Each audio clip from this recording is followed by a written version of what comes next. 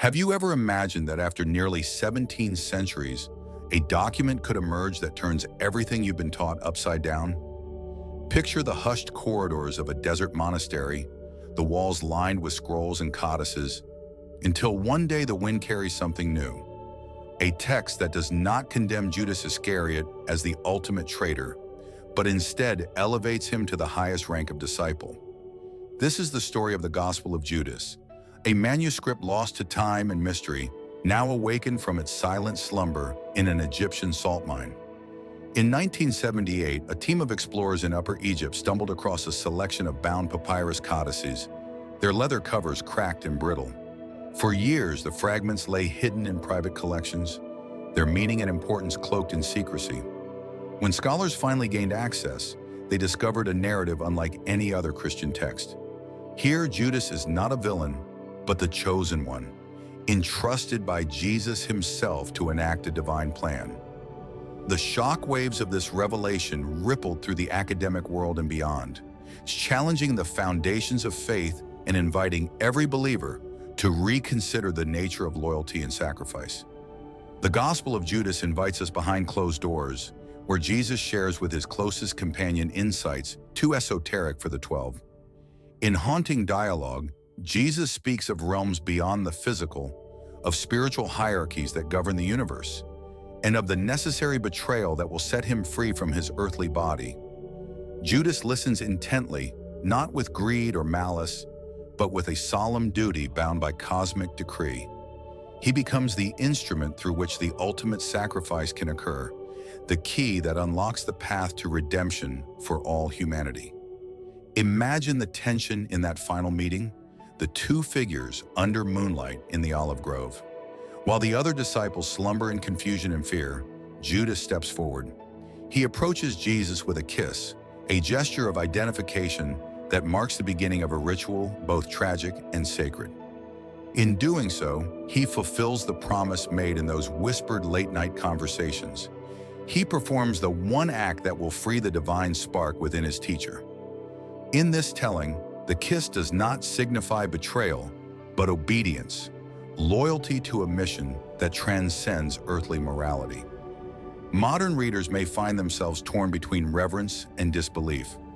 The Gospel of Judas sits at the intersection of history, theology, and myth. Some call it Gnostic heresy, a relic of early Christian factions that prize secret knowledge above communal worship. Others see in its pages a radical reimagining of betrayal itself, an act that, rather than condemning, redeems. It reminds us that the boundaries between heroism and villainy are often drawn by the victors of history, and that truth may dwell in the unlikeliest of corners. Thousands of years separate us from the olive groves of first-century Judea, yet the questions the Gospel of Judas raises remain urgent and alive. What does it mean to serve a higher calling? Can an act of apparent disloyalty be the truest form of devotion? As we turn these fragile pages, we confront our own assumptions about faith, loyalty, and sacrifice. The Gospel of Judas does not offer easy answers. Instead, it invites us to lean in, to listen to the whispers of history, and to discover the mystery that lies at the heart of belief. In the end, this lost gospel endures not simply as a curiosity of the past, but as a living challenge to our understanding. It reminds us that the story of Jesus is richer and more complex than any single narrative can contain. And it offers Judas Iscariot, the figure we thought we knew, a chance at redemption in the faint glow of ancient candlelight. When the flickering torchlight danced across the rough-hewn walls of that hidden chamber, Judas felt the air thicken with a presence unlike any he had known. The other disciples lingered at the entrance, voices hushed and uncertain, but Judas had slipped away. He alone answered the call in his heart, the quiet urging that had grown louder with every lesson and every glance exchanged between him and his teacher. Now beneath the vaulted ceiling of stone, Jesus stood before him, eyes alight with a fire that seemed both warm and ancient. "Come closer," Jesus said, his voice soft yet insistent, "for the hour has come to reveal what lies beyond the veil of sight." Judas obeyed, stepping into the circle of light. His heart pounded not with fear, but with an almost intoxicating anticipation. All his life he had sensed that the truths he sought were hidden too deeply, buried beneath layers of law and ritual. He had watched the others settle for half explanations, content with lessons that scratched only the surface of wonder. But he hungered for more, for the knowledge that roamed the furthest reaches of spirit and star. Jesus began to speak, his words drifting like incense through the chamber. He spoke first of the realms that lie beyond the material world, those concentric spheres of being where light and shadow war for dominance, and where souls are weighed not by earthly deeds, but by their capacity to embrace the divine spark. Judas listened in rapt silence as Jesus described the intricate dance of luminaries, guardians appointed to guide the righteous and to challenge the unseeing. It was a vision of the cosmos unlike anything Judas had heard before, brimming with purpose and peril in equal measure. As you know, Jesus said, we inhabit but one fragment of creation. Above us are 10 heavens, each more radiant than the last. Beyond them, a final realm of pure light awaits those who dare to transcend their mortal coils. He paused, letting the gravity of his words settle into Judas's bones. Yet only those who relinquish the illusions of power and attachment can ascend. The path is narrow, reserved for those who know how to look beyond flesh and fear. A shiver of revelation passed through Judas. The teachings he had heard in the marketplace felt pale now, like the memory of a dream upon waking. Here in this secret sanctum, he was being shown the scaffolding of creation itself. He stole a glance at Jesus' face, seeking the spark of mischief he sometimes displayed in public. But there was none, only a serene resolve, as if Jesus had carried these truths in his flesh since the dawn of time. Jesus raised his hand, fingers tracing symbols in the air. "See there," he said, beckoning Judas to the far wall, "the carving of the Great One, the first principle from which all life flows." Under the torchlight, ancient glyphs shimmered, concentric circles, interlocking lines that pulsed with a silent rhythm. These signs are keys, not for the unworthy, but for the keeper of the mystery. You alone have been chosen to bear them into the world beyond this one. Judas's breath caught. His mind reeled at the weight of the moment.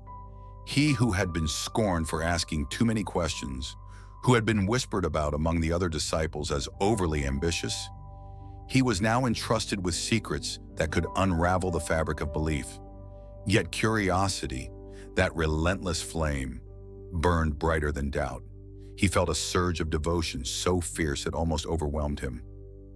"Master," Judas ventured, voice trembling, "why me? Why not the others? Peter, James, John, they have walked with you just as I have." Jesus' gaze softened, and a faint smile played on his lips. "Because your heart seeks the truth, not comfort. You are willing to sacrifice all you know to embrace what must be. The others cling to their certainties. You cleave to possibility." He paused, then added, "But heed this caution. The knowledge I share now will mark you. You will be set apart, and many will call you a traitor.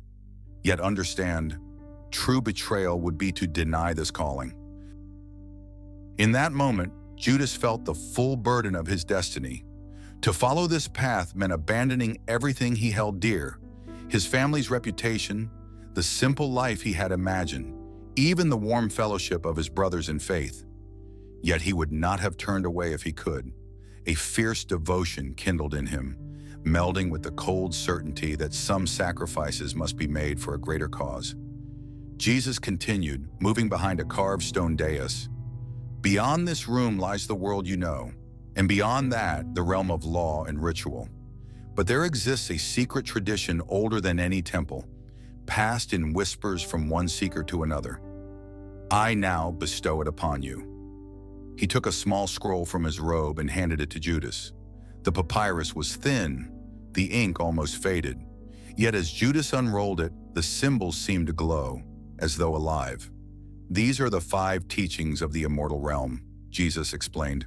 "Recite them only when the night is still, for the power they hold can shatter ignorance and open gates that should remain sealed to the unprepared." He placed a hand on Judas's shoulder, and the contact sent a thrill through him. "You are the one who will release me from earthly bonds. When the time comes, you will know what to do." Judas pressed the scroll to his chest, feeling its weight as both burden and blessing. He could hear the other disciples outside now, restless voices seeking the missing apostle. Soon they would wonder where he had gone. Would he return to them, or would he step into the shadows to fulfill a plan only he and Jesus understood? The torchlight flickered and guttered, casting elongated shadows that twined like serpents along the walls. Judas felt a moment of doubt, an echo of fear that perhaps this path led to ruin. But as he met Jesus' steady gaze, that doubt fell away. In its place rose a resolute clarity. He would be the instrument of destiny, the one to enact a betrayal that was, in truth, the most profound act of loyalty. Jesus clasped Judas's hand in his own. "Go now," he whispered. "Return to them as you always have, but carry these truths in your heart. The moment will come when you must act. When you do not hesitate." With that, he released Judas and stepped back into the shadows, the glow of his presence lingering like a promise. Judas stood alone in the silent chamber, the scroll pressed to his heart, the echoes of the secret teaching reverberating in his mind. Outside, the voices of his fellow disciples grew anxious. He straightened his robes, smoothed his hair, and walked toward the chamber door. At that threshold, he paused, drawing in a steadying breath. Then, as the torchlight spilled onto him, he stepped back into the circle of brothers, his face serene, his purpose unspoken but absolute. What transpired in the hush of that hidden room would remain a mystery to all but Judas himself. Yet from that moment forward, he carried within him the weight of cosmic truth and the unalterable conviction that the greatest act of devotion sometimes wears the face of betrayal. When Jesus fixed his gaze on Judas, the air between them crackled with inevitability. "You must lose the bonds that tether my spirit to this flesh," he whispered, his voice both gentle and commanding. "Through your hand, I will be freed from the mortal shell, and the divine within me shall soar beyond the confines of the world." Judas's heart trembled, not with fear, but with the weight of purpose. He understood in that moment that his path was unlike any other disciples. Where Peter might wield a sword against enemies of the faith, Judas's task was far more intimate and irreversible. He was to sever the very life of his teacher. The courtyard beyond the olive grove lay quiet under the moon, the stone benches empty and cold. The other disciples had long since drifted back to their sleeping quarters, leaving only candlelight flickering through the corridors of the compound.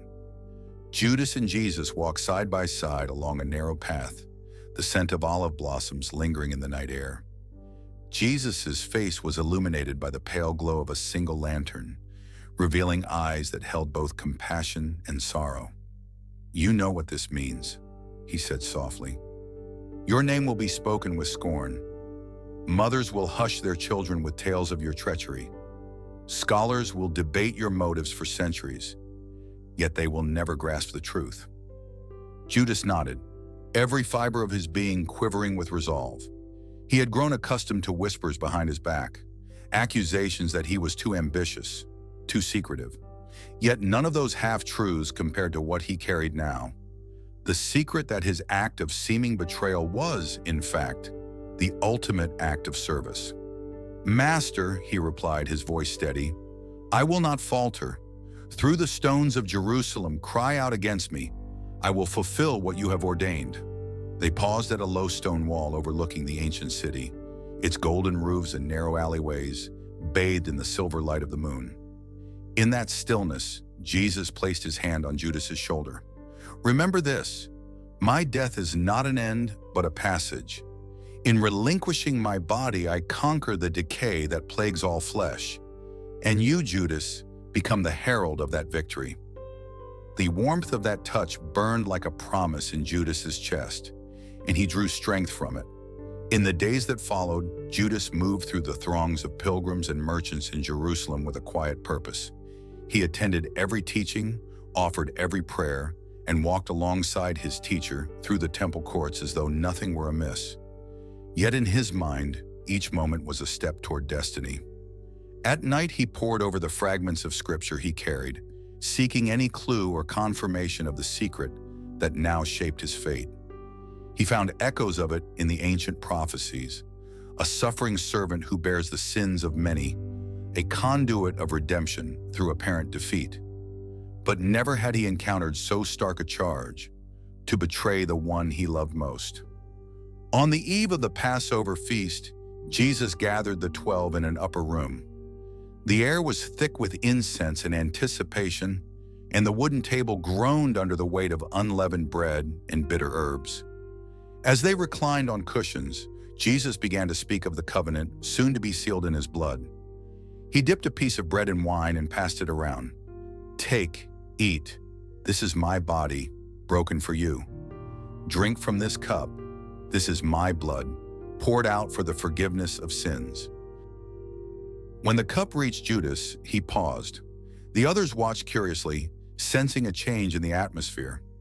Judas met Jesus' eyes, and in that glance he saw both sorrow and approval. He lifted the goblet and pressed it to his lips, swallowing the bitter wine. Then slipping the cup back on the table, he bowed his head. No words passed between them, but the unspoken command was clear. The time was near. Later that night, under a canopy of stars in the Garden of Gethsemane, Jesus knelt in prayer. The disciples slumbered on the stone benches, their fatigue overwhelming them. Judas approached silently, the flicker of torches casting long shadows across the grooved path. In his hand, he carried a small band of soldiers, just enough to ensure swift action, nothing more. His heart pounded, but he felt no hesitation. He recalled Jesus' words, "What you do, do quickly." As the lantern bearers drew close, Judas stepped forward and greeted Jesus with the customary kiss. The gesture was both tender and surreal, an intimate acknowledgement of love and purpose wrapped in the symbol of betrayal. At the touch of his lips, the soldiers advanced, seizing Jesus by the arms. A cry of alarm shattered the night's hush, rousing the sleeping disciples.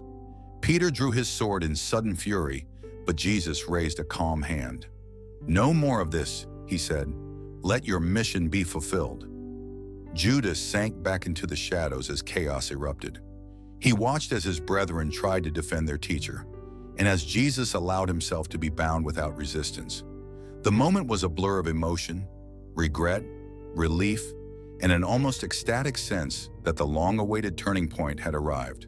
The mortal coil would soon be shed, and the divine light within would be unleashed. In the days that followed, as Jesus stood before the council, endured the mocking, and walked the Via Dolorosa, Judas remained unseen. He bore the weight of his secret alone, knowing that any confession would undo the plan and condemn humanity to spiritual bondage. When Jesus breathed his last on the cross, the earth trembled and the temple curtain torn in two from top to bottom, a sign that the barrier between God and man had been undone. Judas felt the tremor in his soul, as if he too were splitting apart and being reborn. Later rumors spread that Judas had perished in remorse, that he hanged himself overcome by guilt. Some said his name was cursed, forever linked with treachery. Yet those who searched more deeply found an alternate account, that he fled to distant lands carrying the true gospel in secret, proclaiming the mystery of sacrifice so that others might know the freedom Jesus had spoken of. His life in that telling became a testament to the paradox at the heart of his mission, that to betray could be to save, to destroy could be to redeem. Generations would wrestle with the enigma of Judas Iscariot. Artists would paint him with scornful scowls. Theologians would brand him a traitor beyond forgiveness. Yet in the quiet passage of mystics and seekers, his name would be spoken with reverence, a recognition that his lonely choice unlocked the gates of eternity. And in the stillness of countless midnight vigils, believers would ponder the profound lesson of the secret mission, that divine love sometimes demands the ultimate sacrifice, and that the subtlest act of betrayal may carry within it the seed of salvation. In the days following that fateful night, The 12 apostles gathered once more beneath the vaulted ceilings of the upper room. The flicker of oil lamps cast dancing shadows on their solemn faces as they prepared to reenact the sacred rituals their teacher had instituted. Bread was broken, wine was poured, and each disciple spoke words of remembrance, their voices echoing in ritual cadence. Yet Jesus, standing just beyond their circle, could not suppress a gentle smile. He watched as they repeated gestures without comprehension, as they traced the familiar motions, but failed to touch the deeper truth he had entrusted to Judas alone. Peter lifted the cup and spoke of covenant. Andrew broke the bread and spoke of body. Each phrase rolled from their lips like a well-worn mantra, but Jesus heard only the hollow echo of ceremony divorced from revelation. He saw in their eyes faith unwavering, but he also saw an innocence that bordered on blindness. They revered the form, yet they missed the substance. To them, the feast was a memorial. To him, it was an initiation, an unveiling that most would never fully grasp. Judas remained apart, leaning against a stone pillar, scroll concealed within his cloak. He had borne witness to Christ's secret teachings, overheard the whispers of cosmic realms, and glimpsed the celestial origins of his master in the immortal domain of Barbelo. Now he watched his fellow apostles enact the supper, their devotion genuine yet incomplete. A pang of sorrow brushed his heart, tempered by the solemn knowledge that only he held the key to the true meaning of these rites. As the others sang hymns drawn from the Psalms, Jesus rose and moved silently to Judas's side. The soft rustle of his robe drew Judas's attention. "Do you see their hearts, my friend?" Jesus asked, voice muted among the rising chorus. Judas inclined his head, understanding that Jesus did not scorn their devotion, but mourned their limitation. "They love you," Judas replied, "but they do not yet comprehend why you have come." A shadow passed over Jesus' face, as though he recalled the splendor of Barbelo, that realm of pure spirit and unbroken light. "They remember only my promise of bread and wine," he said, "yet the true banquet awaits beyond these walls, in a house not made by hands. They celebrate my death as an end, when in truth it is the first step toward a destiny they cannot imagine." Judas felt a tremor of both elation and grief. How many times had he himself celebrated the ritual without understanding its true import, until Jesus revealed the hidden depths? He recalled that moment in the chamber, when Jesus spoke of the immortal realm and the 5 teachings inscribed on the fragile scroll. He had been the sole heir to those mysteries, a solitary witness amid 12 who loved but did not know. As the hymn concluded, Peter beckoned everyone forward. One by one, they approached Jesus, breaking bread and offering wine, their gestures reverent. When it was his turn, Judas stepped forward last. Jesus looked at him with knowing eyes, and in that glance was the silent affirmation of Judas's unique role. To the others, it was a simple gesture of fellowship. To Judas, it was a charge, a reminder that his path diverged from theirs in both purpose and consequence.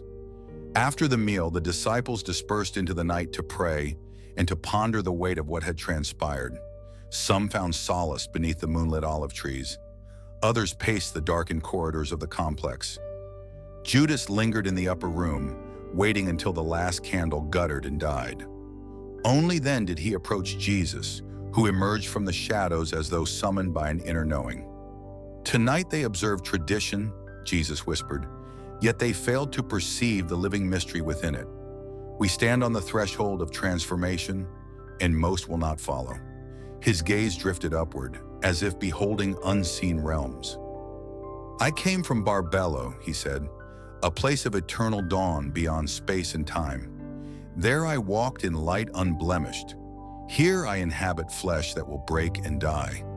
But through that broken body, the spark of Barbelo returns to its source."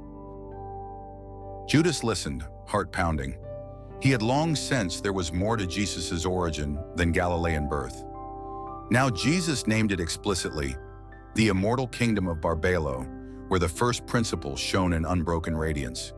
He had spoken of realms beyond the 10th heaven, But through Judas, he now spoke of his own lineage from the world of uncreated light. In that revelation lay the heart of the mission, to reunite fallen creation with its celestial beginning. "You have been chosen," Jesus continued, placing a hand on Judas's shoulder, "chosen to enact the passage that will free me from this mortal frame. While they repeat words of remembrance, you will remember the words of origin. While they confess a broken body, you will enact the release of spirit." His voice trembled with a mixture of sorrow and resolve. "They will call you a traitor. They will curse your name. But know this, their misunderstanding is the very price of salvation." Tears welled in Judas's eyes, not of regret, but of solemn acceptance. He had known from the moment Jesus first summoned him alone that his path would be solitary. He drew the scroll from his cloak and offered it to Jesus. The papyrus rustled faintly in the hush. "I carry your secrets," Judas said. "They are mine to hold and to act upon." Jesus closed his eyes and traced the symbols etched on the scroll. "Your faith moves me," he said. "Better that one heart comprehends than many hearts falter in ignorance. Go now and let the world awaken to the deeper truth through the singular act you will perform." Judas bowed his head. When he raised it again, the upper room was empty, save for the two of them. The lamp had burned low, its last glow flickering before surrendering to darkness. Jesus turned and walked toward the door, the hem of his robe brushing the worn stone threshold. Judas followed, stepping softly so as not to break the silence. Beyond the door lay the courtyard and the sleeping forms of the disciples. Judas paused, inhaling the cool night air tinged with olive blossoms. He thought of Peter's firm hand, Thomas's queries, Matthew's meticulous notes, each beloved but unready for the fullness of revelation. Yet his mission did not require their understanding. It required his obedience. Jesus stopped beneath a wrought iron lantern. He turned to Judas, and for a moment the world seemed to hold its breath. "The hour approaches," Jesus said. "When you act, act swiftly. When you doubt, remember Barbelo. When you are reviled, remember this night and the light you carry within." Judas nodded. The lantern's flame danced across his features, illuminating the resolve in his eyes. He bowed low, a gesture of reverence and readiness. Then, stepping back, he melted into the shadows of the corridor, his form swallowed by the embrace of night. In the days to come, the other disciples would continue their rituals, clinging to familiar forms and comforts. Yet beneath the surface of their remembrance lay a secret they could neither see nor speak, a secret guarded by one man whose name they would come to scorn.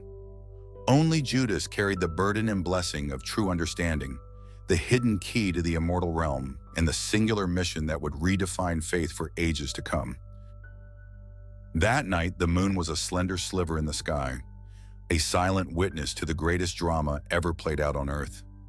In the stillness of the Garden of Gethsemane, Judas approached Jesus with measured steps, each footfall echoing in his heart like the tolling of a distant bell. His hand trembled only slightly as he reached for Jesus' arm, guided by the lantern bearers who flanked him. Behind him, a small band of temple guards waited in grim anticipation, reed torches sputtering in the damp night air. Judas felt the weight of the moment settle upon him like a cloak. He recalled every secret lesson, the vision of Barbelo's light, the knowledge of the 10 heavens, the 5 sacred teachings inscribed on the fragile scroll. But more than any mystical insight, he remembered Jesus' final injunction. What you are about to do, do quickly. In that command lay the heart of his mission, a divine obedience that transcended human notions of loyalty and treachery. Jesus turned, a lantern glow haloing his face. For a heartbeat, they met each other's gaze. Judas saw in those eyes not fear or reproach, but a serene acceptance that spoke of resolve forged in realms beyond mortality. In that glance, Judas found his own righteousness reaffirmed. With quiet grace, he offered the customary greeting, a kiss upon the cheek, gentle and reverent. At that tender gesture, the temple guards sprang forward, their hands closed around Jesus' wrists, binding him in rough ropes that bit into his skin. A low murmur rose among the disciples who had followed at a distance. Peter drew his sword in a sudden flash of fury, but Jesus raised a calm hand to stay with him. "Let it be," he said, voice steady as iron. "All of this must happen."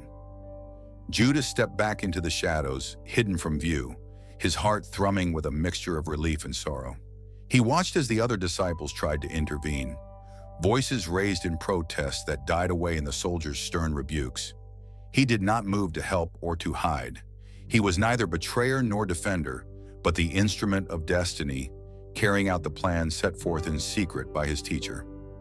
As the guards led Jesus away, Judas slipped silently through the olive trees, the scroll hidden deep beneath his robe. The rustle of leaves overhead made him flinch, and for a moment doubt flickered in his chest. Had he done right by his friend, his teacher, his God? Yet at once the memory of Barbelo's realm flooded his mind, the vision of unbroken light reminding him that death was not an end, but a passage. He steadied his breath and pressed onward, determined to fulfill the sacred promise.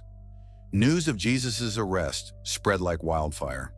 By dawn, the streets of Jerusalem were filled with whispers and rumors. Some wept openly, others crowded the temple courts, hungry for gossip.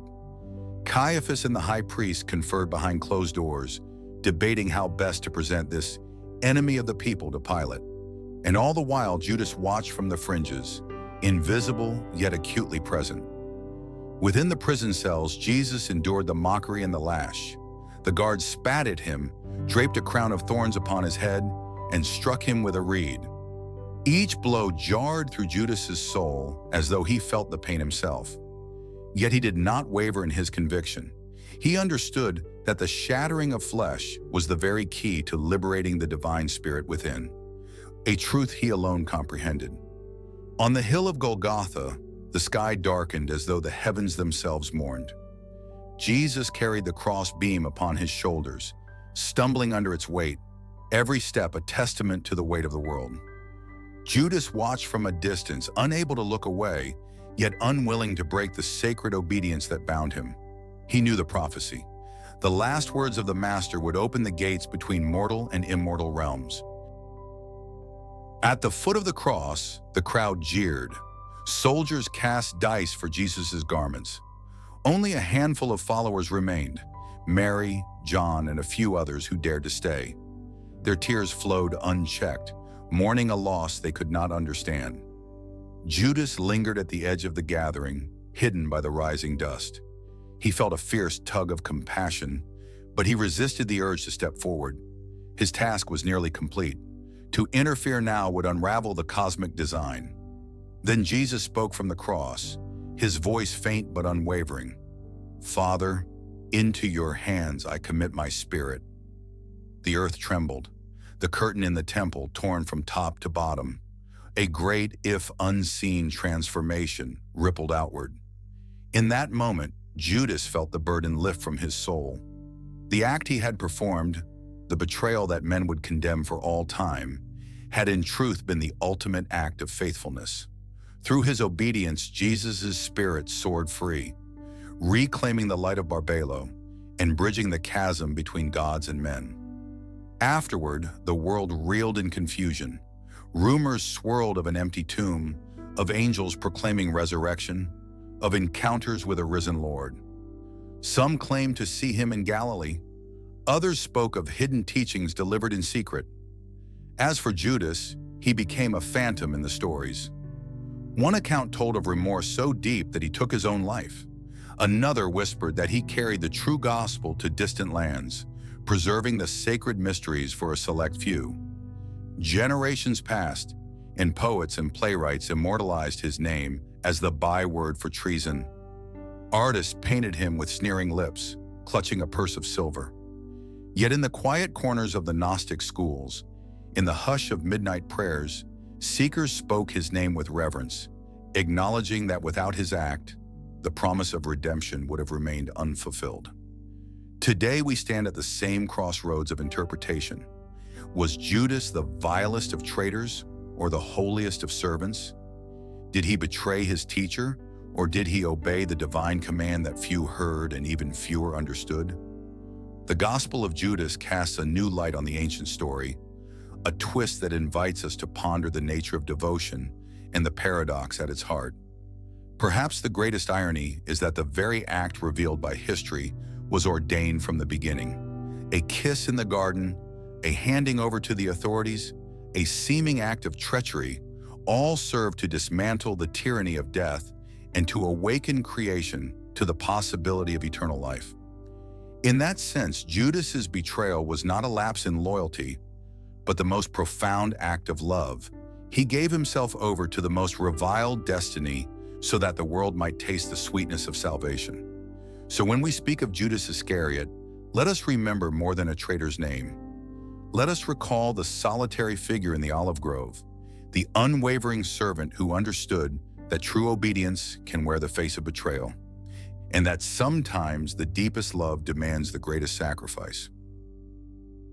In the days after the fateful events in Jerusalem, the name of Judas Iscariot spread like wildfire through the fledgling Christian community. At first, the disciples could scarcely speak his name without lowering their voices. How had one of their own, entrusted with the common purse and privy to Jesus' daily teaching, turned against them so completely? A tide of anger and grief swept through their ranks, and stories of Judas's perfidy grew wilder with each telling. Mothers clutched their children and whispered warnings against deceit. Preachers inveighed against the treacherous heart that dared to betray the Son of God. Peter, once Judas's close companion, wept openly. He recalled nights spent debating theology over supper, mornings walking the dusty roads to Capernaum, and afternoons in the marketplace, sharing bread with the poor. Now each memory felt tainted by betrayal. Whenever the elders pressed him for an explanation, he shook his head and spoke only of the sorrow in his own heart. "He was among us," Peter said, voice thick with emotion, and yet he turned his back on the light. As rumors mounted, a story emerged that Judas, filled with remorse, had hanged himself in despair. The details varied. Some claimed he did so beneath an olive tree outside Jerusalem's walls.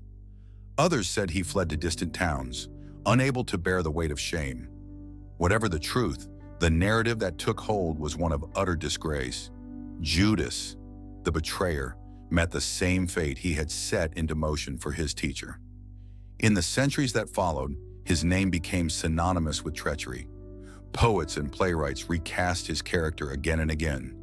A man driven by greed, selling out his master for 30 pieces of silver. A coward who flinched at the cross and abandoned his faith. Gospels deemed heretical and eventually lost, whispered alternate versions of his end, but the canonical tale prevailed. Even now, when someone speaks of a Judas kiss, we instinctively picture an embrace laced with deceit rather than devotion. Yet hidden beneath layers of condemnation lies a more nuanced legacy, one that the recently rediscovered Gospel of Judas brings to light. In its pages, we glimpse a different perspective. Judas as the sole confidant of Christ's most profound mysteries, the one disciple chosen to release Jesus from his mortal body. According to this account, the act we call betrayal was, in fact, the ultimate act of obedience and salvation. For many early Christian sects, particularly those inclined toward Gnostic understanding, Judas was not a villain, but a necessary participant in the divine drama. They saw in his actions the fulfillment of a cosmic plan written before the foundations of the world. To them, the 30 silver coins were not payment, but a symbol, the price of liberation, paid in full to unleash the spirit that dwelt within the human vessel of Jesus. As these Gnostic communities flourished in pockets around the Mediterranean, they preserved teachings that cast Judas in a more favorable light. In clandestine gatherings, initiates would meditate on the 5 secret teachings that Jesus had entrusted to Judas alone. They spoke of Barbelo, the realm of uncreated light, and of the 10 heavens through which the soul must ascend. In their remembrances, Judas was the keeper of these mysteries, a hero whose singular act unlocked the gates to the immortal kingdom. Alas, as orthodoxy solidified its grip on the early church, such alternative narratives fell victim to suppression. Edicts from ecclesiastical councils forbid the circulation of Gnostic texts. Libraries were purged, codices were burned, and those who clung to the Gospel of Judas were branded as heretics. The memory of Judas's hidden calling faded from view, buried beneath the weight of standard doctrine. Millennia passed before the Gospel of Judas resurfaced in modern times, its fragile papyrus pages rescued from obscurity and painstakingly translated. Scholars pored over its cryptic language, debating its date, its provenance, and its authenticity. To many, it offered an unsettling glimpse of a Christianity that dared to question its own narrative, a faith where betrayal and redemption intertwined in a paradox as old as creation itself. Today, the legacy of Judas Iscariot remains tangled between two poles: the myth of the ultimate traitor and the tantalizing possibility of a secret disciple whose obedience transcended conventional morality. Popular culture continues to depict him as a cautionary figure, an archetype of disloyalty. Yet theologians, historians, and seekers of spiritual depth now grapple with the gospel's suggestion that true sacrifice may defy our human categories of good and evil. In academic circles, debates rage. Was the Gospel of Judas a deliberate Gnostic invention, fabricating a contrarian alternative to solidify Orthodox authority? Or might it preserve genuine early traditions that circulated alongside other Gospels now lost? Some propose that Judas's role was always more complex than the canonical texts allow, that his betrayal was the hinge upon which salvation turned, a paradox acknowledged but deliberately obscured. For those drawn to contemplative practice, Judas's story poses a profound invitation to look beyond surface appearances and consider the hidden currents of divine purpose. It reminds us that our judgments are often shaped by incomplete stories, and that redemption may wear the guise of what we least expect.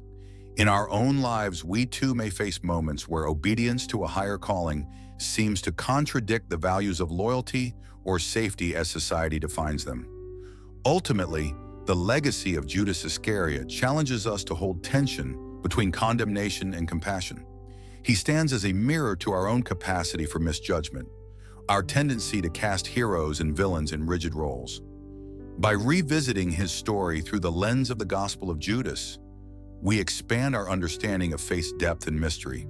We learn that love can demand sacrifice so profound that it appears as betrayal, and that redemption often lies hidden in paradox.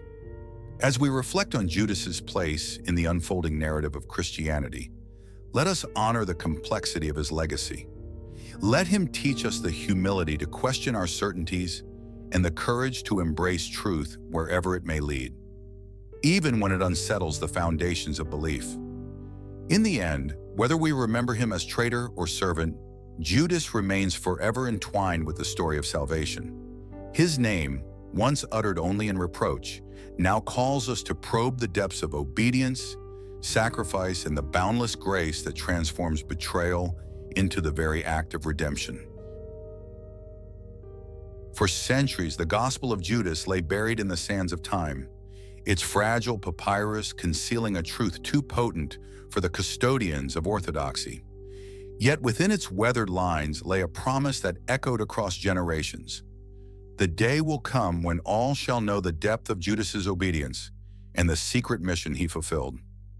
This prophetic note, etched in inky script by unseen hands, served as both challenge and invitation, an assurance that the narrative of betrayal was incomplete, and that one day the hidden account would emerge to demand our reevaluation of faith itself. Imagine a dawn beyond our own, when scholars decipher the final fragment of this lost gospel.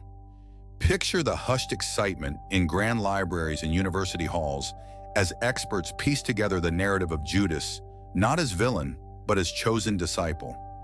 Manuscripts long obscured will find their voice, unveiling dialogues where Jesus reveals cosmic mysteries to the one who truly listened. In that moment, centuries of tradition will tremble, and believers of every stripe will confront the uncomfortable question: have we too clung to appearances rather than substance? That future reckoning need not be fraught with conflict. Instead, it can become an opportunity for renewal, a collective deepening of understanding. When the ancient prophecy is fulfilled, we will be asked to set aside our inherited judgments and to listen anew to the whisper of compassion that lies at the heart of the Christian message. We will discover that in Judas's willingness to enact the plan of salvation, there resides a love more profound than any of us had dared to imagine. A love that transforms apparent betrayal into the highest act of devotion. As the Gospel of Judas resurfaces, its revelations will ripple across communities and cultures. Sermons will address the paradox of obedience cloaked in transgression. Bible studies will explore the esoteric wisdom entrusted only to a single disciple. Academic conferences will debate whether this text contains authentic memories of Jesus' intention or whether it represents an inspired allegory about the cost of true loyalty. Yet beyond the halls of scholarship, ordinary believers will grapple with what it means to follow a teacher whose greatest lesson came through the most misunderstood act. This prophecy's power lies not only in its capacity to reshape historical interpretation, but also in its call to personal introspection. Each of us harbors moments when we question the prescriptions of our tradition or wonder whether there exists a deeper current beneath the surface of ritual. The truth about Judas reminds us that genuine faith often demands courage to embrace paradox, to hold in tension the discomfort of doubt alongside the conviction of love. We learn that the greatest acts of service may appear contradictory to the world's eyes, yet are the very fulcrum upon which redemption turns. In the fullness of that future revelation, familiar stories will assume new dimensions. The kiss in the garden will no longer be merely the token of betrayal, but a seal of sacrificial obedience. The silver coins will cease to symbolize greed and instead testify to the price paid for cosmic liberation. The tearing of the temple curtain will ring out as the moment when the human and divine converged, facilitated by an act few understood at the time. Through this reframing, believers will see that every detail of the Passion narrative carries layers of meaning awaiting rediscovery. Such a transformation in understanding inevitably shakes the foundations of ecclesial authority. Religious institutions will face the imperative to integrate this text into the broader canon or to explain why it remains marginal. Denominations might find themselves divided, with some embracing the Gospel of Judas as illuminating a hidden aspect of Christ's mission, while others resist, fearing doctrinal upheaval. Yet in these debates lies the opportunity for unity born of shared exploration, a recognition that the quest for truth transcends the comfort of certainty. Beyond the walls of Christianity, the Gospel's prophecy will resonate with seekers of every persuasion. Those drawn to mysticism will find echoes of their own path in Judas's solitary journey into hidden realms of knowledge. Humanists and philosophers will ponder the moral complexities of an act that defies simple categorization. Interfaith dialogues may emerge, comparing this revelation to hidden teachings in other traditions, bridging divides through mutual acknowledgement of the paradoxical nature of divine economy. Ultimately, the promised revelation of Judas's true role beckons each of us into a deeper engagement with our faith. It whispers that our spirituality is not static but dynamic, a living river that can be rerouted by new insights. It urges us to approach holy texts with both reverence and critical curiosity, trusting that divine wisdom can speak through unexpected voices. In learning to honor Judas's obedience, we learn to honor the mystery at the core of belief, where love and sacrifice intertwine in ways our finite minds cannot fully grasp. As we await that day when the ancient prophecy is realized, we stand at a threshold. We can choose to cling to the comfort of established narratives or lean into the uncertainty that brings growth. We can prepare our hearts to receive the fuller story of salvation, one that invites us to see betrayal and obedience as two faces of the same divine purpose. And when the truth at last shines forth, we will recognize that our faith is not diminished, but expanded, enriched by the fuller revelation of a plan that has always surpassed our greatest imaginings. In the scorching afternoon heat of Upper Egypt in the mid-1970s, a team of local antiquities workers stumbled upon a collection of leather-bound codices buried in a remote cave near the abandoned salt mines of Karga Oasis. Wrapped in tattered cloth and stained by centuries of humidity, the manuscripts carried no explicit title, but the distinctive Coptic script hinted at a text unlike any the modern world had seen. Over the next few years, these fragile pages changed hands through clandestine antiquities markets, their significance obscured by secrecy in the shady network of private collectors. It was only when a dedicated group of scholars, backed by the legal acumen of an Egyptian antiquities official, managed to secure the codices that the true story of the Gospel of Judas began to emerge.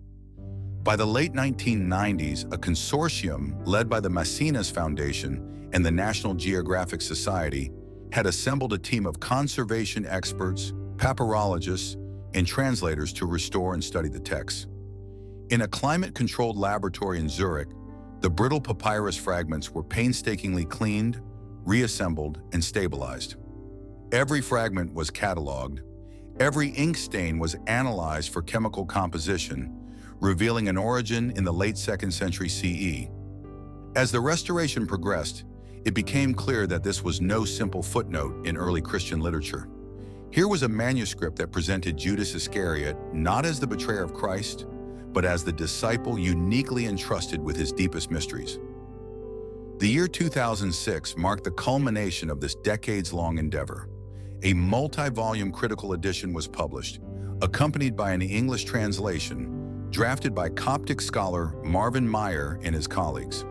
The text publisher, National Geographic, unveiled its findings with a lavishly illustrated book and documentary film, inviting both academic and popular audiences to reconsider the canonical narratives that had dominated Christian thought for nearly 2 millennia. During the public unveiling at a conference in Washington, D.C., Meyer announced that the Gospel of Judas challenged the prevailing portrait of betrayal. In this text, he explained, Judas's moment of handing Jesus over is depicted as an act of obedience to a divine mandate, rather than an expression of greed or malice.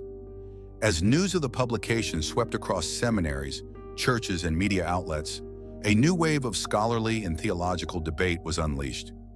Mainstream theologians raised objections, questioning whether a text preserved by Gnostic communities should bear authority alongside the 4 canonical Gospels.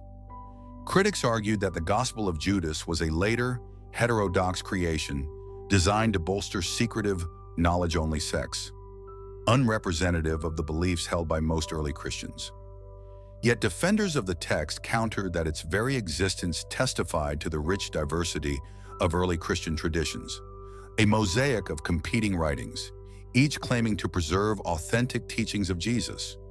Within months, journals published articles dissecting every aspect of the newfound gospel.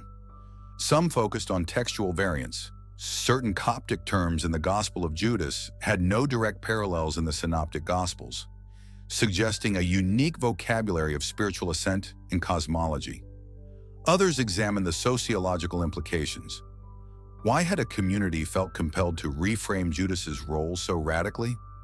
Scholars pointed to possible heresiarchs, Gnostic teachers who viewed the physical world as inherently flawed and celebrated the liberation of spirit from flesh. In this light, Judas's act of betrayal became a ritualized means to facilitate Jesus' escape from material constraints. Outside academic circles, Christian communities responded with a mixture of curiosity and caution. In liberal churches and interfaith forums, pastors incorporated readings from the Gospel of Judas into sermons on the complexity of faith and the importance of questioning received wisdom. Youth groups and discussion circles welcomed the text as a window into the plurality of early Christian thought, emphasizing that the process of canon formation had been neither uniform nor uncontested.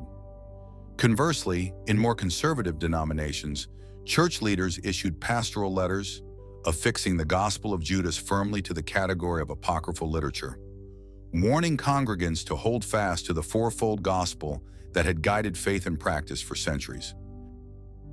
The ripple effects of the 2006 publication extended into popular culture as well. Documentaries aired on international networks, dramatizing the Codex's dramatic rescue from private hoarding and the high-stakes negotiation with traffickers. Best-selling books recounted the adventures of the conservation team, blending scholarly exposition with the intrigue of real-life treasure hunting. Even graphic novels and stage plays began to explore Judas as a tragic hero, reimagining the betrayal as a poignant act of cosmic obedience rather than personal failure. In academic institutions, Courses on early Christianity proliferated.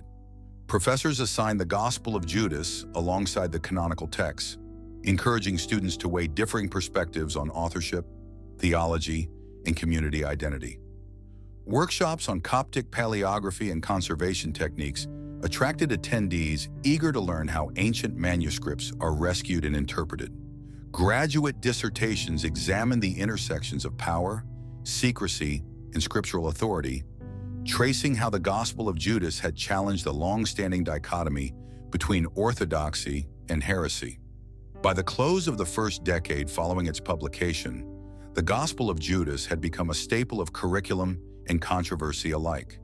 Its recovery underscored the fragmentary nature of the early Christian record, reminding scholars and believers that what survives on our shelves represents only a fraction of what once circulated. It also exemplified the dynamic process by which religious texts are evaluated, embraced, or rejected, a process shaped by theological convictions, ecclesiastical politics, and shifting cultural values. Yet despite the fervor of debate, a quieter transformation took place in the hearts of many readers. For some, the Gospel of Judas offered a powerful metaphor for the necessity of critical inquiry within faith traditions. That genuine devotion may require us to confront uncomfortable questions and to embrace paradox. For others, it illuminated the concept of divine mystery, that the fullness of spiritual truth might elude codification within a closed canon, inviting continual exploration. Today, the manuscript itself resides in a secure vault in Geneva, accessible to qualified researchers under strict conditions. Digital facsimiles have been made available online, democratizing access while preserving the original fragments from further deterioration. As new technologies emerge, multispectral imaging, DNA analysis of papyrus fibers, and advanced chemical dating, the Gospel of Judas will continue to yield insights, prompting fresh waves of reinterpretation. Most importantly, the restoration and publication of the Gospel of Judas stand as a testament to the interplay of chance discovery and scholarly perseverance. What began with the accidental unearthing of tattered pages in an Egyptian cave culminated in a global conversation about the foundations of Christian identity. In resurrecting a text long consigned to darkness, modern scholars have not only recovered a forgotten narrative, but also reignited a vital question. How do we honor the richness of our religious heritage while discerning which voices guide us forward? The legacy of the Gospel of Judas reminds us that in the ever-unfolding story of faith, every rediscovered manuscript has the power to reshape our understanding of the past, and with it, our hopes for the future. For centuries, the story of Judas Iscariot has been reduced to a simple moral: beware the kiss of a friend who betrays. Yet the Gospel of Judas invites us to see that familiar moment through a radically different lens, one that transforms the symbol of betrayal into an emblem of obedience and sacrificial love. In its pages, the act of handing Jesus over to the authorities becomes less an act of treachery than the final submission of divine will to the purposes of redemption. As we reflect on its teaching, we find our own assumptions challenged and our understanding of loyalty deepen. At the heart of this gospel lies a stunning inversion. Judas is not the outcast, but the insider. He alone grasps the full scope of his teacher's mission, the cosmic stakes that extend far beyond the political realm of Roman-occupied Judea. When he steps forward in the garden and seals Jesus' fate with a kiss, he is not motivated by greed or resentment, but by the solemn charge to loose the bonds of mortal constraint. In that moment, the kiss becomes a sacramental gesture, a key unlocking the door between the human and the divine. This new perspective recasts the familiar symbol of the kiss. Rather than a sign of false affection, it emerges as the ultimate act of obedience, an intimate confirmation of knowledge shared in secret, a pledge to fulfill a destiny that no one else can bear. We are prompted to ask, what symbols in our own lives have we misread? How often do we see betrayal where obedience is intended, or perceive disloyalty when another's allegiance runs deeper than our eyes can discern? In the same way, the Gospel of Judas urges us to reconsider the concept of sacrifice. We have long understood sacrifice as renunciation, of comfort, of privilege, even of life itself. Yet this text suggests a more paradoxical truth, that true sacrifice sometimes involves acting in ways that appear harmful to those around us in service of a higher design. Judas's act was to surrender the one he loved into the hands of death, so that through death life might be born anew. His willingness to endure contempt and curses becomes a sacrificial heart of the narrative. When we apply this lesson to our own lives, we confront difficult questions. How do we discern when obedience to a higher purpose might conflict with conventional notions of loyalty or with the expectations of community? Can we have the courage to perform acts of love that others may misinterpret as betrayal? In our workplaces, families, and faith communities, we are sometimes called to make choices that strain relationships. Choices driven not by selfish ambition, but by conviction that a greater good demands it. Moreover, the Gospel of Judas challenges us to see loyalty in a new light. We often equate loyalty with unwavering agreement, a steadfast refusal to challenge authority or tradition. But here, loyalty is defined by fidelity to truth as it is revealed, even if that truth runs counter to the established order. Judas remained true to his teacher's vision when the other disciples clung to familiar rituals and safe certainties. He models a courage of conviction that does not seek approval, but remains anchored in the reality of the calling he has received. This calls us to examine where our own loyalties lie. Are we loyal to comfort and consensus, or are we willing to stand apart in defense of convictions that may unsettle those around us? Do we revere tradition for its own sake, or do we honor it because it connects us to a deeper truth? The Gospel of Judas suggests that genuine loyalty sometimes requires stepping into solitude, bearing the weight of misunderstanding so that the mission may be fulfilled. The text also invites us to probe the nature of redemption itself. In canonical accounts, redemption flows from Jesus' death and resurrection, a gift offered from above to humanity. In the Gospel of Judas, redemption is enacted through a partnership. Judas's willing cooperation is the means by which Jesus' spirit is released. It reframes salvation as a collaborative drama in which human agency participates in the divine plan. This invites us to ask how we might be called to play our own part in the work of healing and transformation in the world. If redemption depends not only on divine grace but also on human response, what role might we be asked to play? Are there moments when we must act decisively, even sacrificially, to bring about liberation, whether social, emotional, or spiritual, for those we love? The Gospel of Judas teaches that salvation may hinge on acts that defy easy categorization, on choices that require us to trust in unseen purposes while enduring the risk of rejection. Finally, we come to the most profound lesson of all, that truth itself often hides in paradox. Betrayal can be the truest expression of loyalty. Sacrifice can masquerade as transgression. Obedience can feel like rupture. The Gospel of Judas does not offer neat answers or comforting closure. Instead, it beckons us into the mystery, to wrestle with these paradoxes and to expand our capacity for compassion and discernment. In our everyday lives, we encounter moments that test our assumptions about right and wrong. We may face choices that pit loyalty to an institution against fidelity to a higher principle, moments when kindness demands speaking hard truths, or times when love calls us to step away rather than to cling. In such moments, the example of Judas, as reinterpreted by this ancient text, challenges us to embrace complexity, to trust that obedience to the deepest calling can transcend the judgments of the crowd. As we reflect on these symbols and lessons, we recognize that faith is not a static inheritance, but a living journey. The Gospel of Judas reminds us that our understanding must grow, that we must remain open to new revelations that disrupt comfortable narratives. In doing so, we honor the spirit of inquiry that animated the earliest Christians and that continues to call seekers of truth across the centuries. Ultimately, the deeper insight this gospel offers is an invitation to empathy for Judas, for ourselves, and for all whose actions we might too quickly condemn. It asks us to step beyond the black and white labels of hero and villain and to see the nuances of human motivation and divine purpose intertwined. In that space, we discover a more expansive vision of loyalty, sacrifice, and redemption, one that honors the paradox at the heart of belief and that empowers us to live with greater courage and compassion. For nearly 2 millennia, the Gospel of Judas rested in obscurity, its pages consigned to the shadows of history, only to be rediscovered in the late 20th century.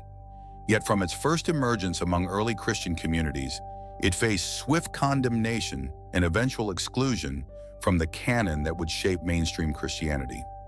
To understand why this enigmatic text was suppressed, we must examine the dynamics of doctrinal formation in the early church, the content of the gospel itself, and the broader contours of belief in the 2nd and 3rd centuries. In the decades following Jesus' crucifixion, Christians did not speak with one unified voice. Rather, they formed a heterogeneous movement, comprising diverse communities scattered across the Mediterranean, each preserving its preferred sayings, stories, and theological reflections. Some congregations adhered closely to what would become the 4 canonical Gospels, Matthew, Mark, Luke, and John, while others experimented with alternative narratives that shed new light on Jesus' life and teaching. The Gospel of Judas emerged within one such milieu, a circle of believers influenced by Gnostic ideas, which emphasized secret knowledge, gnosis, as the pathway to salvation. Gnostic Christians tended to view the material world as flawed or even evil, created by a lesser deity, the demiurge, who trapped human souls in physical bodies. Salvation, in their view, came through the revelation of transcendent truths, a liberation of spirit from matter. This worldview offered a stark contrast to the more incarnational theology found in the developing Orthodox tradition, which affirmed the goodness of creation and the real bodily resurrection of Jesus. The Gospel of Judas, in portraying Judas not as a villain, but as the lone disciple entrusted with cosmic secrets, clearly aligned with Gnostic sensibilities. By the mid-2nd century, church leaders grew increasingly concerned about doctrinal unity. Figures such as Irenaeus of Lyons and Tertullian in Carthage rose to prominence by championing a vision of orthodoxy centered on the 4-fold gospel and the episcopal structure of the church. They insisted that true teaching must be publicly attested, rooted in apostolic succession, and consistent with the rule of faith that summarized core beliefs: Christ's incarnation, atoning death, and bodily resurrection. Texts that diverged from this pattern were branded heretical. The Gospel of Judas ran afoul of these emerging standards on multiple fronts. First, it portrayed Jesus imparting secret teachings solely to Judas, suggesting an inner circle beyond the 12 apostles. This contradicted the prevailing understanding that Jesus' message was meant for all believers and anchored in public proclamation. Second, by reinterpreting Judas's kiss as an act of fidelity, the text inverted the moral judgment that had long vilified him. Such a recasting threatened the ethical framework that undergirded Orthodox piety, which emphasized repentance and straightforward narratives of betrayal and forgiveness. Third, the cosmology presented in the Gospel of Judas, 10 heavens, layers of spiritual beings, and the ultimate realm of Barbelo, was far removed from the theological grammar being forged in mainstream Christian writings. Its descriptions of God and creation borrowed heavily from Platonic and Jewish mystical motifs, presenting a cosmos layered with intermediaries and secret hierarchies. For leaders anxious to establish a cohesive creed, this complexity felt like an invitation to spiritual elitism and confusion. As the church moved toward defining its canon in the late 2nd and early 3rd centuries, church fathers began compiling lists of accepted books. Clement of Alexandria and Origen, for instance, referenced a wide range of Christian literature, yet they also drew lines around texts deemed unreliable. The final shape of the New Testament, 27 books, took centuries to crystallize, with regional variations in use persisting in Syria, Egypt, and elsewhere. What marked a text as canonical was its apostolic origin, widespread liturgical usage, and doctrinal harmony with the emerging Orthodox consensus. The Gospel of Judas, circulated primarily among isolated Gnostic sects, lacked the broad liturgical acceptance that other Gospels enjoyed. It was not read in the major churches of Rome, Antioch, or Alexandria, and thus remained marginal. As ecclesiastical councils convened, such as the Synod of Laodicea in the 4th century and the councils of Hippo and Carthage, church authorities formalized lists of canonical books and anathematized heretical works. The Gospel of Judas was implicitly, if not explicitly, condemned by its absence from these authoritative lists and by the denunciations of heresiologists like Irenaeus, who warned against secret gospels that threatened to divide the faithful. Exclusion from the canon did more than simply remove the Gospel of Judas from liturgical readings. It also shaped collective memory. Texts deemed heretical were often destroyed or hidden. Libraries of Gnostic writings were dismantled, scrolls were burned, and manuscripts were lost to time or purposefully discarded. Monastic communities who copied and preserved texts prioritized the 4 Gospels and Paul's letters, ensuring that other works faded from view. This silencing served a purpose. By eliminating alternative accounts, church authorities strengthened a unified narrative that reaffirmed the moral binary between loyalty and betrayal. Judas became the archetype of disloyalty, a cautionary figure whose name came to signify ultimate treachery. The very fact that his story diverged in one manuscript, casting his kiss as obedience, posed a threat too unsettling to remain in circulation. The modern recovery of the Gospel of Judas, hidden away for centuries after its initial suppression, underscores the diversity of early Christian thought. Its unearthing in the 1970s and publication in 2006 reminded us that the contours of the New Testament, though now fixed, reflect an historical process of selection and exclusion. The fact that this text survived at all suggests that beneath the polished monuments of orthodoxy lay vibrant undercurrents of debate and experimentation. Today, scholars approach the Gospel of Judas not as a blueprint for faith, but as a window into the struggles that shaped Christian identity. It prompts us to ask, what did early Christians value in a gospel? How did power dynamics influence which voices were elevated and which were silenced? And how might our understanding of authenticity shift when we recognize that the boundaries of the canon were drawn in contested environments? The story of the Gospel of Judas's exclusion holds lessons for modern communities of faith. First, it cautions against hastily dismissing perspectives that challenge received interpretations. Diversity of thought can enrich understanding rather than dilute it. Dissenting voices may point to neglected dimensions of spiritual truth. Second, it reminds us that power plays a role in the making of any tradition. What we take for granted as authoritative scripture emerged from complex historical, cultural, and political negotiations. Finally, the Gospel of Judas encourages humility. By acknowledging that our ancestors in faith grappled fiercely over doctrine, we can approach our own convictions with openness. We may recognize that certainty often masks underlying assumptions, and that genuine faith requires ongoing dialogue with texts and traditions, both canonical and peripheral. The Gospel of Judas was cast aside not merely because it was different, but because it threatened the burgeoning consensus on who held the keys to truth.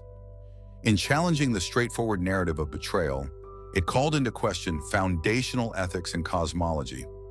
Its suppression reveals the intricate process by which communities define themselves, selecting some stories as normative while relegating others to the margins. Yet the resurrection of this text in our own time reasserts the richness of early Christian plurality. It invites us to revisit the assumptions undergirding our faith and to honor the full spectrum of voices that once contended for meaning. In doing so, we gain not only historical insight, but also spiritual depth. Learning that the path to truth may wind through unexpected detours, and that what was once excluded may yet illuminate our journey toward understanding. As we've journeyed through the pages of the Gospel of Judas, we've witnessed a story that turns our expectations upside down. Judas Iscariot, long cast as the ultimate betrayer, emerges here as the lone disciple entrusted with a secret mission, a divine act of obedience that set in motion the very heart of salvation. His kiss in the garden, once seen only as treachery, becomes a profound gesture of loyalty to a higher purpose.